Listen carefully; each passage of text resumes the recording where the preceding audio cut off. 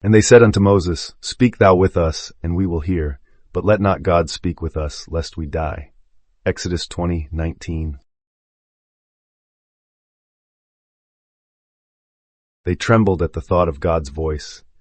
Better Moses, they said, speak to us, that we may live. God himself, they feared, would slay them. Ah, but what is this death they dread? Nothing but the death of old beliefs, the corpse of yesterday's selfhood. When God speaks, he does not punish. He awakens the seed he has sown within you. The very voice you recoil from is the intimate stirrings of Christ in your own consciousness. Listen. They would have an external oracle, a Moses on the mountaintop, but God's true mountain is your own heart. If he thundered from heaven, you would fold your hands in terror, for the world you know would shatter. Yet that outward thunder is only the echo of his quiet word. I lay down my life that I may take it up again, not out there in space, but in you. Let him speak within you, and you will taste the death of the small self and rise to infinite life. They said, Speak thou, Moses, and we will hear, because they lacked faith to hear the deeper voice. They feared that if God spoke, the ego would dissolve. Yet it is only through its crucifixion, its ending, that the Christ within arises, bearing the power and wisdom of God. When God bestirs himself, he bestirs in your soil. The seed of promise awakens, surges, and you are transformed. So refuse no longer the inner word. Shun the idols of outward ceremony. Greet instead the living presence that stirs in you. For when that voice speaks, you shall not perish but be born from above, and he who was planted within you will blossom, bearing fruit eternal. Embrace his voice. It is your liberation, your resurrection, your life. Hear the people's plea, Speak thou with us, but let not God speak with us, lest we die, reveals two states of consciousness. First, the ego's safe zone, a mediated truth, Moses as go-between, that feels manageable. Second, the terror of direct revelation, the inner voice of the I am, which threatens to dissolve old beliefs and identity. Psychologically, it's the split between the familiar self and the unknown self within.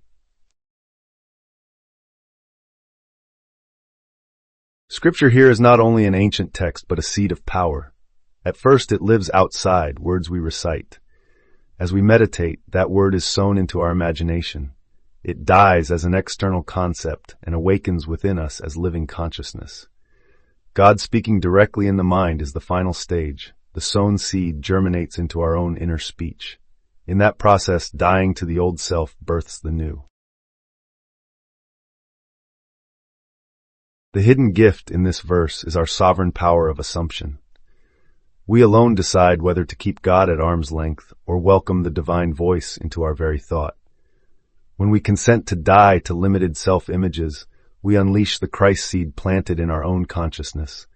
We become both Moses and God mediator and source mastering life rather than fearing it.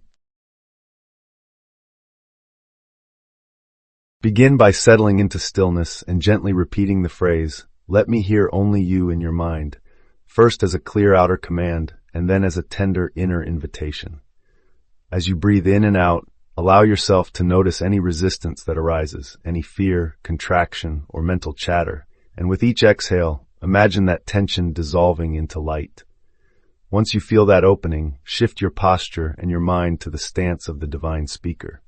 In the first person, affirm quietly to yourself, I speak life into my world, or I am the presence within you, letting the words resonate as though they are the very source of creation. Hold this inner scene with soft attention, waiting patiently until a subtle shift occurs. Your heart may quicken, your thoughts may clear, and you recognize that the seed of transformation is beginning to stir. Carry this new voice gently into your day. Whenever old doubts or fears creep in, simply recall the phrase, I choose to hear my divine self, and let it ground you once again in your own creative power. As you practice in this way over days and weeks, your consciousness will naturally rewire itself. You will move from a faith that depends only on what you see outside to an unshakable inner knowing. In that place within, the living word awaits your permission to speak and through you to bring forth reality.